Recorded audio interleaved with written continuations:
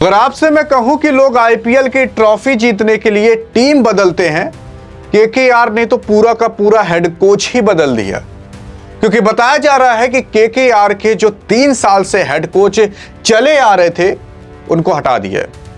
लेकिन सवाल यह उठता है आखिरकार ये हटे तो हटे क्यों है, और सवाल यह भी उठता है कि अब हेड कोच कौन बनेगा, और सवाल यह भी उठता है क्या अब केकेआर जो 2025 के अंदर पूरी तरीके से डूब गई थी, 14 मुकाबले के अंदर केवल 5 मुकाबले जीती थी, 9 मुकाबले हारी थी और 8वें नंबर पर पॉइंट्स टेबल पर थी, क्या वो केकेआर अब कमबैक करके 2024 की तरह क्या ट्रॉफी उठा सकती है?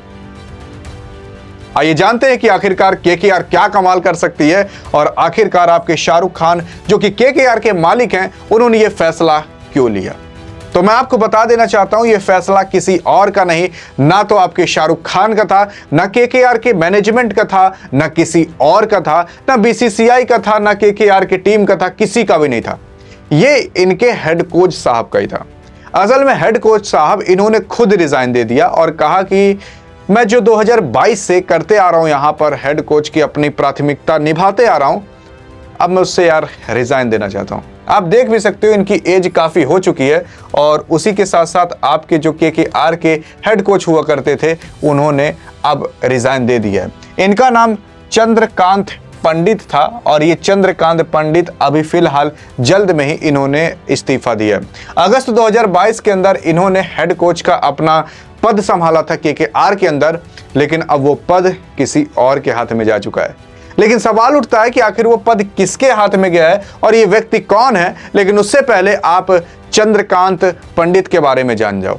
यहां पर आपके जो चंद्रकांत पंडित साहब हैं, इन्होंने रिजाइन देने का कारण ये बताया कि अब देखो मेरी एज भी हो चुकी है, मैंने जो 3 साल अपना सर्व किया और 3 सीजन मैंने केकेआर को एक डायरेक्शन दी, उसके अंदर इन्होंने टोटल 42 मैचेस खेले थे इनके निगरानी में केकेआर ने, और 22 में जीत मिली थी, 18 में हार मिली थी। हाँ, ठीक ठाक माना जा सकता है। लेकिन ये भी सोचो, केवल 3 ही सीजन के अंदर, एक सीजन में इस बंदे ने आईपीएल की ट्रॉफी उठवा दी थी।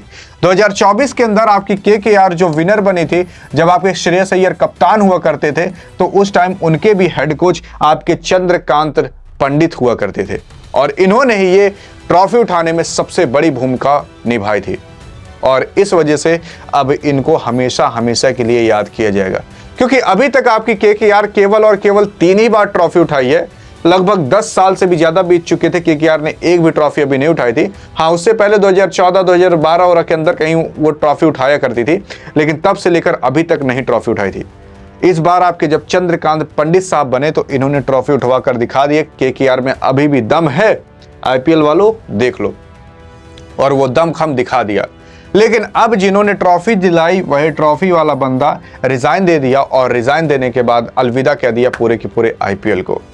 फिलहाल अब सवाल ये उठता है कि जब एक हेड कोच साहब गए तो दूसरे हेड कोच साहब कौन बनेंगे। तो शाहरुख खान और बाकी जितनी भी केकेआर की टीम, केकेआर की मैनेजमेंट है, उन सब का फैसला आया ये है। तो हेड कोच बनाया गया है इयान मॉर्गन को। इयान मॉर्गन, मैं आपको बता देना चाहता हूं, इनकी शक्ल कुछ इस तरीके से दिखती है। फिलहाल यही इयान मॉर्गन साहब हैं। इयान मॉर्गन साहब अब केकेआर के हेड कोच बन चुके हैं और यही गाइड करेंगे। इनके बारे में अगर मैं बता दूं, पहले ये इंग्लैंड की तरफ से खेला करते थे, और इंग्लैंड के कप्तान भी हुआ करते थे, और इंग्लैंड के बल्लेबाज भी हुआ करते थे। मतलब इंग्लैंड का कप्तान अब बन चुका है केकेआर का हेड कोच। बाकी आपको क्या लगता है कि इयान मॉर्गन के साहब के अंदर उतना दम होगा जितना आपके पंडित साहब में था?